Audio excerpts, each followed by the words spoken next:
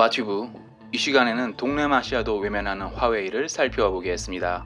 영국이 화웨이 완전 철거에 이어 싱가포르도 화웨이를 배제하려는 움직임을 보여 화웨이의 타격이 될 전망입니다. 동남아시아 부국이자 영국 연방 싱가포르는 화웨이 장비를 사용하려다가 노키아와 에릭슨으로 급선회 했는데요. 고 리칸유 총리 막내 아들 리센 양이 이끄는 싱가포르 1위 통신사 싱가포르 텔레콤은 화웨이 대신 스웨덴 에릭슨을 사용하기로 했고, 싱가포르 2위 통신사 스타허브도 핀란드 노키아를 선택했습니다. 화웨이 배제에 싱가포르 정부는 선정 과정은 공정했으며 어떠한 차별도 없었다고 밝혔습니다. 싱가포르는 인구가 580만이고 도시국가이기에 화웨이에 별다른 타격이 없을 것 같지만, 싱가포르 텔레콤은 인도네시아, 필리핀 통신사 지분을 갖고 있어 동남아시아 다른 나라들의 영향력을 행사할 수 있습니다. 특히 인구 2억 7천 인도네시아 1위 통신사 텔콤셀 지분을 대거 보유하고 있어 싱가포르 화웨이 배제는 인도네시아 화웨이 배제에 영향력을 미칠 수 있습니다. 적대국이었던 미국과 손잡은 베트남은 중국 화웨이가 한 발도 들여놓지 못했습니다.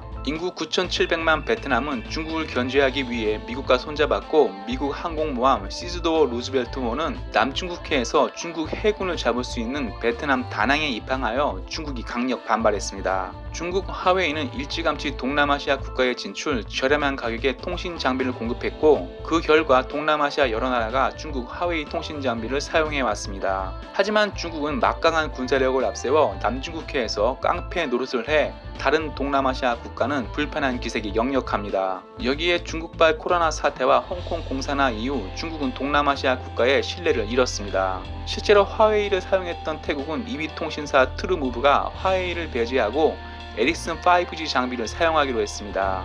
동남아시아 국가 화웨이 배제는 미국 힘이 필요한 동남아시아 국가 외교 때문이기도 합니다.